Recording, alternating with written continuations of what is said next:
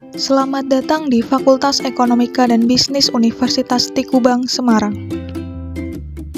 Pada tahun 2020 menjadi fakultas terpercaya dan terpilih di bidang ekonomi dan bisnis yang memiliki keunggulan kompetitif berkelanjutan berbasis pada keuangan perbankan, berjiwa kewirausahaan, menguasai teknologi informasi dan komunikasi, serta berdaya saing nasional. Memiliki 3 program studi. Yang pertama, S1 Akuntansi. Pada program studi ini, peran akuntan lebih luas hingga pada perencanaan strategi untuk meningkatkan profit dan kualitas. Yang kedua adalah S1 Manajemen. Manajemen merupakan program studi yang mempelajari mengenai bagaimana mengelola sesuatu perusahaan atau organisasi. Yang ketiga, D3 Keuangan dan Perbankan. Di program studi ini akan dipelajari ilmu administrasi serta keuangan dan perbankan. Di sini kita juga akan mendapatkan banyak pengetahuan tentang berbagai instansi keuangan di Indonesia. Perkenalkan, nama saya Khairunisa Salsabila Azhari dengan NIM 2105526017 dari kelas A2 DLC jurusan Akuntansi Fakultas Ekonomika dan Bisnis Universitas Tikubang, Semarang. Di sini saya akan mempresentasikan pengaruh situasi yang mengakibatkan penyimpangan dari laporan standar. Presentasi ini guna untuk memenuhi ujian akhir semester yang dibimbing oleh Bapak Arif Himawan. Yang pertama ada pembatasan ruang lingkup audit.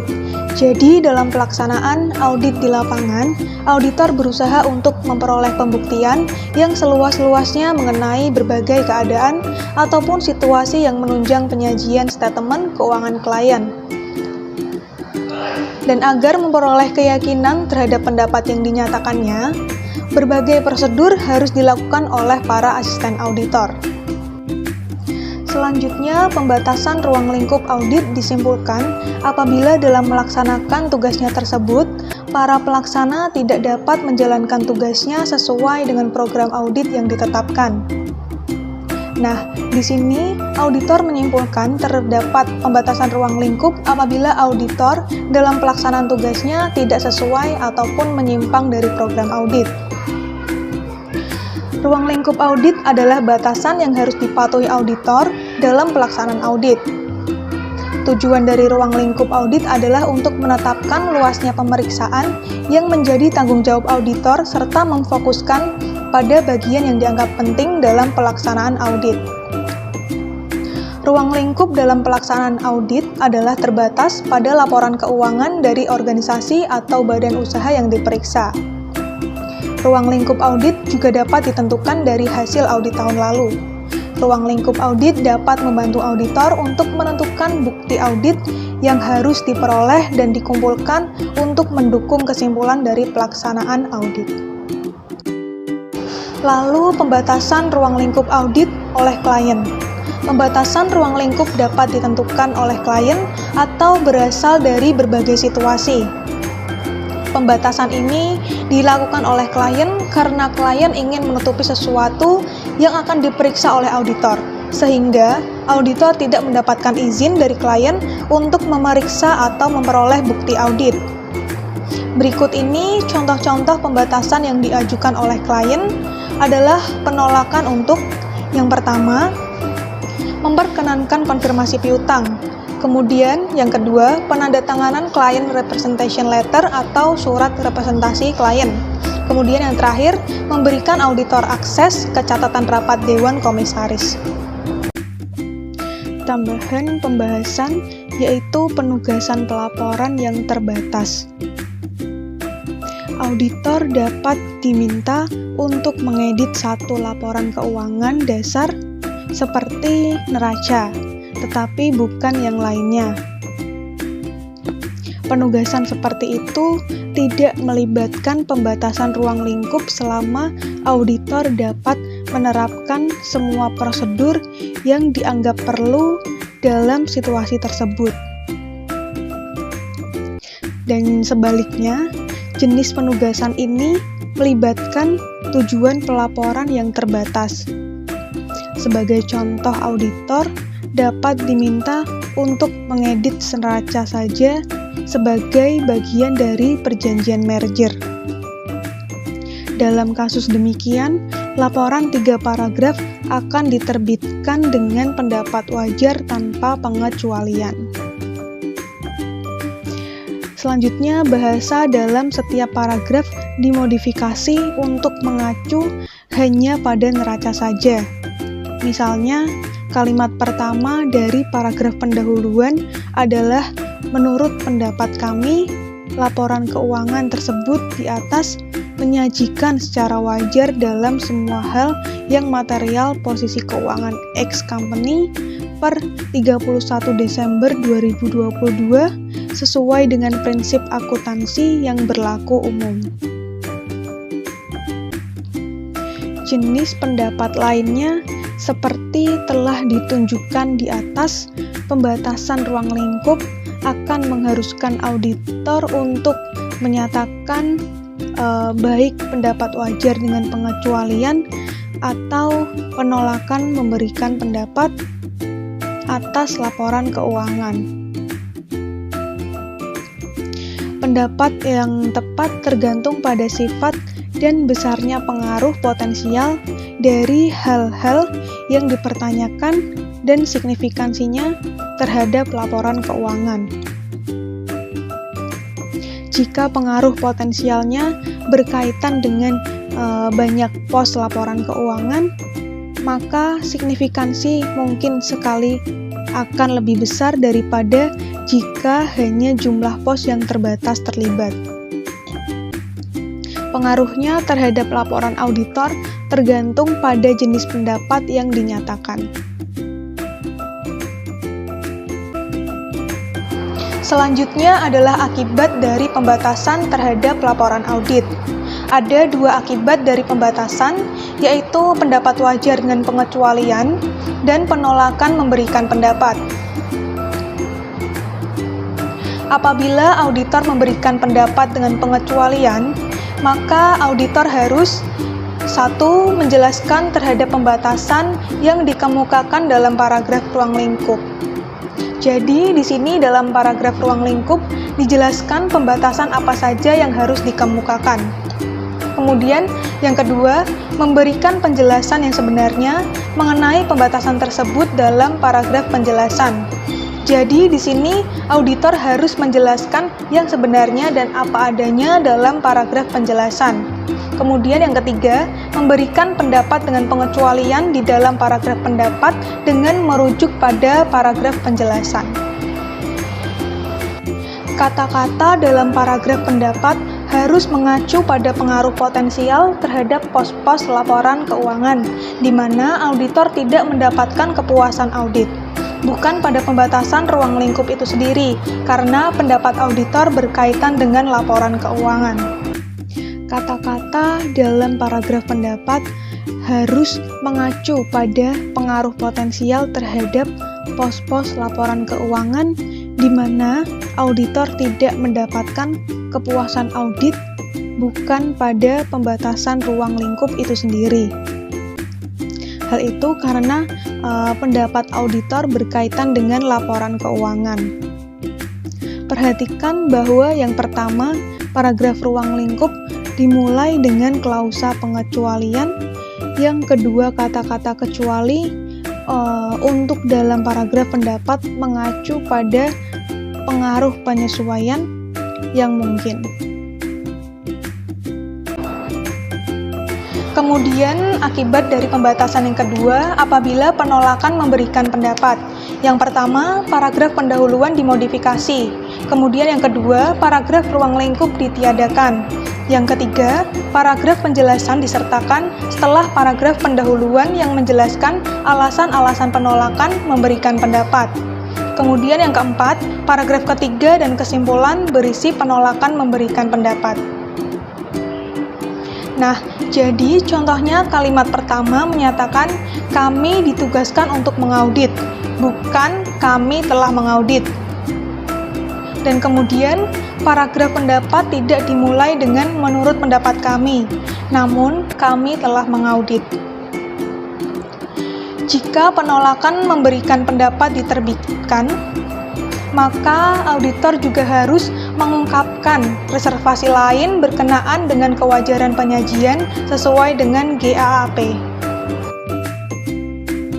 Next, ketidaksesuaian laporan klien dengan standar akuntansi keuangan. Sebagian besar ketidaksesuaian dengan prinsip akuntansi yang berlaku umum dan yang dirumuskan lainnya yang akan mempunyai pengaruh material terhadap laporan keuangan, menghasilkan penerbitan baik pendapat wajar dengan pengecualian ataupun pendapat tidak wajar. Dalam memutuskan pendapat yang tepat, auditor harus mempertimbangkan faktor-faktor sebagai berikut. Yang pertama, besar jumlah mata uang dari pengaruh itu. Kemudian yang kedua, signifikansi pos itu bagi klien. Yang ketiga, penyebaran salah saji itu atau jumlah pos laporan yang mempengaruhi. Kemudian yang keempat, pengaruh salah saji terhadap laporan secara keseluruhan. Apabila laporan keuangan klien mengandung ketidaksesuaian GAAP, maka pengaruhnya akan berbeda atas dasar hal itu merupakan ketidaksesuaian dengan yang diperlukan GAAP. Mengingat penyajian laporan keuangan dapat menjadi salah saji. Kemudian menjelaskan 3 pendapat yang dapat dinyatakan dalam ketidaksesuaian laporan klien dengan standar akuntansi keuangan. Yang pertama adalah pendapat wajar tanpa pengecualian. Apabila auditor sepakat bahwa karena keadaan yang tidak biasa, ketidaksesuaian dengan prinsip akuntansi yang dirumuskan diperlukan untuk menjaga agar laporan keuangan klien tidak menyesatkan, maka laporan standar dengan bahasa penjelasan akan diterbitkan. Secara khusus, laporan itu berisi tentang yang pertama, paragraf pendahuluan dan ruang lingkup standar. Kemudian yang kedua, suatu paragraf penjelasan sebelum paragraf pendapat yang menjelaskan situasi dan menyatakan bahwa penggunaan prinsip alternatif dapat dibenarkan. Kemudian yang ketiga, suatu pendapat wajar tanpa pengecualian dalam paragraf pendapat standar. Jenis pendapat yang kedua, apabila pendapat wajar dengan pengecualian diterbitkan. Auditor harus yang pertama mengungkapkan dalam paragraf penjelasan sebelum paragraf pendapat semua alasan substantif atas pendapat itu. Yang kedua, mengungkapkan dalam paragraf penjelasan pengaruh utama dari hal pokok yang menjadi pengecualian terhadap posisi keuangan, hasil operasi, dan arus kas, jika dapat diterapkan. Jika tidak dapat diterapkan, maka laporan itu juga harus menyatakan hal tersebut.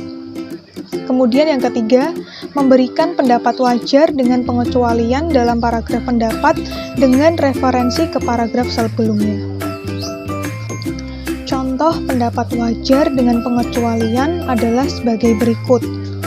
Perusahaan tidak memasukkan kewajiban lesi tertentu dalam properti dan hutang pada neraca terlampir, yang menurut pendapat kami harus dikapitalisasi agar sesuai dengan prinsip akuntansi yang berlaku umum. Dan menurut pendapat kami, kecuali untuk pengaruh tidak dikapitalisasinya kewajiban lesi tertentu, sebagaimana telah dibahas dalam paragraf terdahulu. Kemudian jenis pendapat yang ketiga adalah pendapat tidak wajar. Pengaruh penerbitan pendapat tidak wajar serupa, tetapi tidak sama dengan pengaruh pendapat wajar dengan pengecualian terhadap laporan audit. Dalam kasus ini, yang pertama, paragraf penjelasan harus menunjukkan alasan substantif, pemberian pendapat tidak wajar, dan pengaruh utama dari hal yang menjadi pokok pendapat tidak wajar, jika memungkinkan. Yang kedua, paragraf pendapat harus menyatakan bahwa karena hal-hal yang diuraikan dalam paragraf penjelasan, maka laporan keuangan tidak menyajikan secara wajar. Berikut ini adalah contoh ilustratif pada bagian paragraf pendapat. Menurut kami, pendapat kami, karena pengaruh hal-hal yang dibahas dalam paragraf terdahulu, maka laporan keuangan tersebut tidak menyajikan secara wajar sesuai dengan prinsip akuntansi yang berlaku umum. Posisi keuangan ex-company per 31 Desember 2020 dan 2021 atau hasil operasi dan arus kasnya untuk tahun yang berakhir pada tanggal-tanggal tersebut. Lalu pembahasan selanjutnya yaitu mengenai pengungkapan tidak memadai. Dalam kasus yang seperti ini, auditor harus menyatakan pendapat wajar dengan pengecualian atau pendapat tidak wajar karena ketidaksesuaian dengan GAAP dan ada penyimpangan dari laporan standar. Next, auditor harus menyatakan pendapat wajar dengan pengecualian atau pendapat tidak wajar jika laporan keuangan atau catatan tidak dapat mengungkapkan informasi yang disyaratkan GAAP. Jadi, jika perusahaan mengeluarkan laporan keuangan yang bertujuan untuk menyajikan posisi keuangan dan hasil operasi tetapi meniadakan laporan arus kas yang berkaitan, maka auditor lazimnya akan menyimpulkan bahwa peniadaan itu memerlukan pendapat dengan pengecualian. Jika memungkinkan, info penting tersebut harus diberikan dalam satu atau lebih paragraf penjelasan pada laporan auditor, kecuali jika tidak dimasukkannya hal itu dalam laporan diakui menurut SAS. Ada dua penghilangan yang diakui. Yang pertama, laporan arus kas apabila laporan itu ditiadakan oleh klien, atau yang kedua, informasi segmen yang dihilangkan. Akan tetapi, dalam kedua contoh tersebut, auditor harus menunjukkan data yang dihilangkan di paragraf penjelasan dan menyatakan pendapat wajar dengan pengecualian atau pendapat tidak wajar atas laporan keuangan. Kemudian, penyimpangan dari laporan standar auditor dapat dilakukan karena pengungkapan yang tidak memadai tidak sering terjadi. Dalam kebanyakan kasus, karena data yang diperlukan akan diungkapkan dalam laporan standar auditor, maka manajemen biasanya lebih suka membuat pengungkapan yang memungkinkan laporan standar dibuat.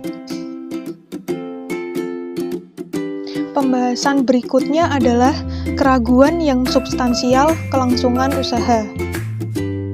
Dalam suatu audit, biasanya entitas diasumsikan merupakan perusahaan yang berkelanjutan atau going concern yang akan terus ada. Meskipun demikian, auditor mempunyai tanggung jawab untuk mengevaluasi apakah dalam kenyataannya entitas itu mempunyai kemampuan untuk terus melanjutkan usaha selama periode waktu yang layak. Periode tersebut yaitu tidak melebihi 1 tahun sesudah tanggal laporan keuangan yang telah diaudit.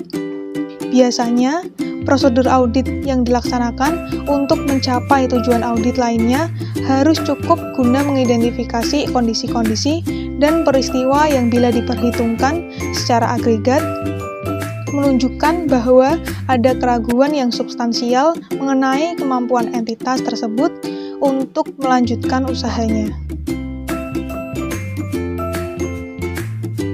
Pada AU 341.06, the auditor consideration of entities' ability to continue as a going concern atau dalam SAS 59 menunjukkan bahwa informasi yang bertentangan dengan asumsi kelangsungan usaha mencakup yang pertama adalah tren negatif.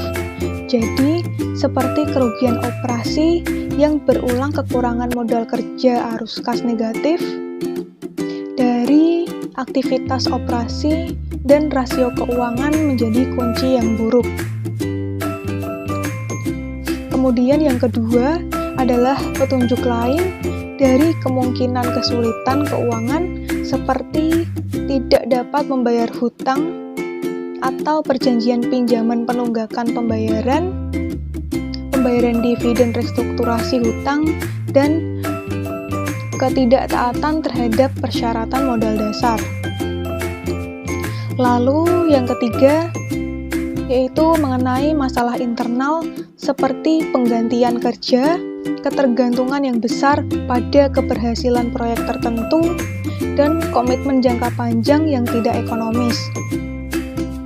Yang terakhir, ada masalah eksternal seperti contohnya kerugian pada franchise atau waralaba, yang penting kerugian yang tidak diasuransikan dari gempa bumi atau banjir. Nah, di sini berarti auditor disyaratkan untuk memperhatikan rencana manajemen guna menghadapi pengaruh buruk dari kondisi-kondisi dan peristiwa di atas. Manajemen mungkin merencanakan untuk yang pertama, yaitu ada melepas aktiva.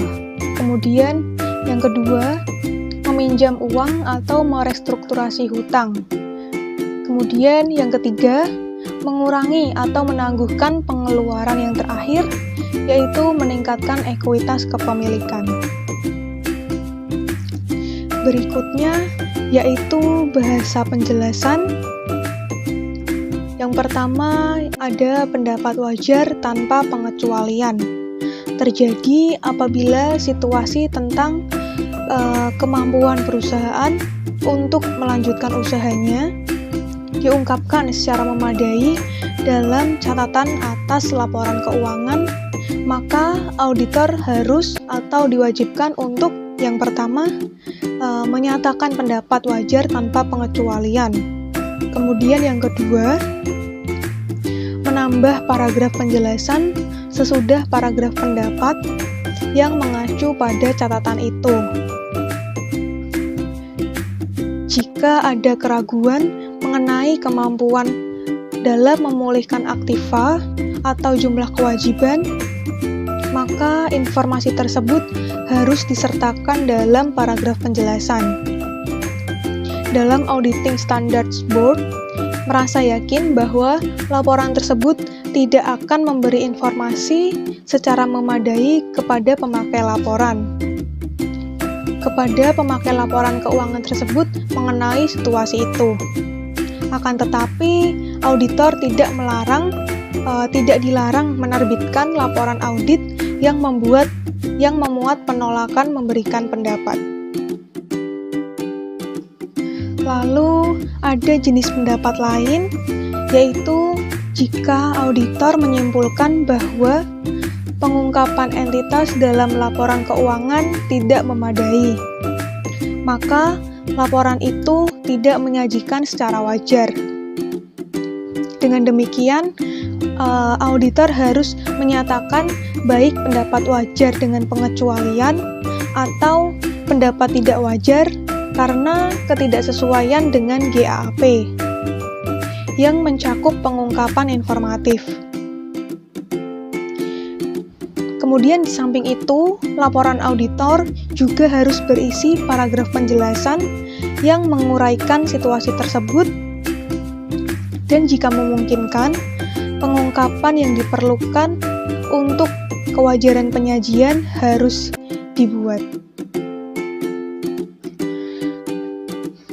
Berikut ini ada tambahan, yaitu penjelasan mengenai penekanan pada suatu hal pada beberapa situasi. Auditor mungkin ingin menekankan dalam laporan audit hal-hal yang dipertanggungjawabkan dengan tepat dan diungkapkan secara memadai, sambil tetap menyatakan pendapat wajar tanpa pengecualian. Penekanan pada hal semacam ini akan menghasilkan penambahan paragraf penjelasan dalam laporan standar. Dalam laporan ini, auditor harus yang pertama menggunakan kata-kata standar dalam paragraf pendahuluan, kemudian di paragraf ruang lingkup, dan yang terakhir di paragraf pendapat. Kemudian yang kedua, menguraikan hal-hal yang ditekankan pada paragraf penjelasan. Yang terakhir, tidak membuat referensi ke materi penjelasan dalam paragraf pendapat. referensi dalam paragraf pendapat ke hal-hal yang ditekankan dilarang oleh AU 508.19 karena frasa dengan penjelasan tersebut di atas dapat disalahartikan sebagai pengecualian dari pendapat auditor pos-pos yang memperoleh penekanan dalam suatu kasus tertentu mencakup transaksi hubungan istimewa perubahan estimasi akuntansi dan perubahan kondisi operasi. Berikut ini adalah contoh dari laporan audit standar dengan bahasa penjelasan karena keraguan tentang kemampuan perusahaan untuk melanjutkan usahanya. Laporan keuangan terlampir telah disusun dengan menganggap bahwa perusahaan akan melanjutkan usahanya sebagai perusahaan yang going concern, sebagaimana dibahas dalam catatan X atas laporan keuangan. Perusahaan telah mengalami kerugian operasi yang berulang dan mengalami kekurangan modal bersih yang menimbulkan keraguan yang substansial. Keraguan itu mengenai kemampuannya untuk meneruskan usahanya. Rencana manajemen berkenaan dengan hal-hal ini juga diuraikan dalam catatan X. Teks laporan keuangan tidak mencakup suatu penyesuaian yang dapat berasal dari ketidakpastian ini. Pembahasan yang kelima yaitu tentang pendapat yang sebagian didasarkan atas laporan dari auditor lain. Jika klien memiliki satu atau lebih dari anak perusahaan, maka perlu menugaskan lebih dari satu kantor akuntan untuk berpartisipasi.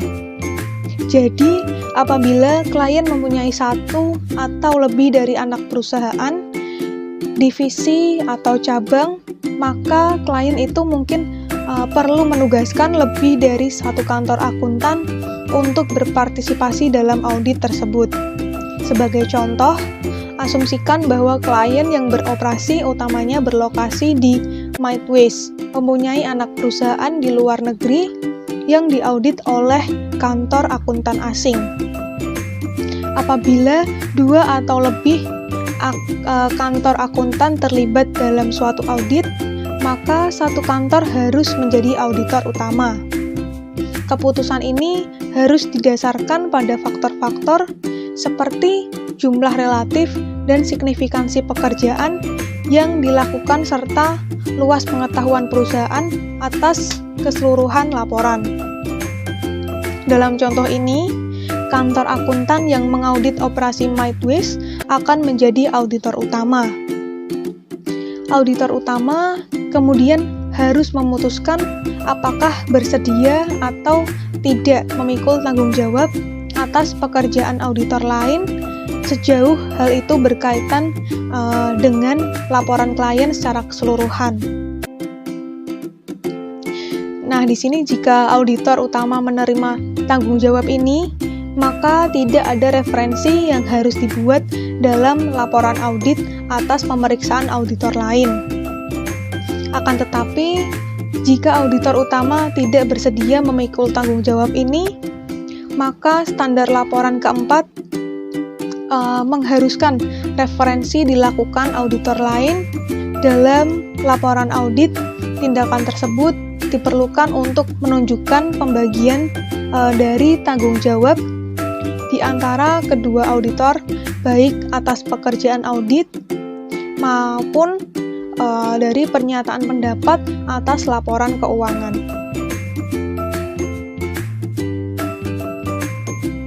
Pembahasan yang selanjutnya adalah mengenai keputusan untuk tidak membuat referensi jika auditor utama dapat memperoleh kepuasan mengenai yang pertama, independensi atau reputasi profesional dari auditor lain. Kemudian yang kedua, serta ruang lingkup dan mutu pemeriksaan auditor lain, maka referensi auditor lain biasanya tidak dilakukan. Auditor utama akan dapat mengambil keputusan ini apabila yang pertama, auditor lain adalah kantor asosiasi atau koresponden yang bekerjaannya telah diketahui dengan baik oleh auditor utama. Yang kedua, pekerjaan tersebut dilaksanakan di bawah bimbingan dan kendali dari auditor utama. Yang ketiga, auditor utama mereview program audit dan kertas kerja auditor lain. Jadi, auditor utama juga dapat memutuskan untuk tidak membuat referensi ke auditor lain jika bagian dari laporan keuangan yang telah diaudit oleh auditor lain tidak material terhadap laporan keuangan secara keseluruhan. Suatu laporan audit standar akan dikeluarkan jika auditor utama memutuskan untuk tidak membuat referensi auditor lain.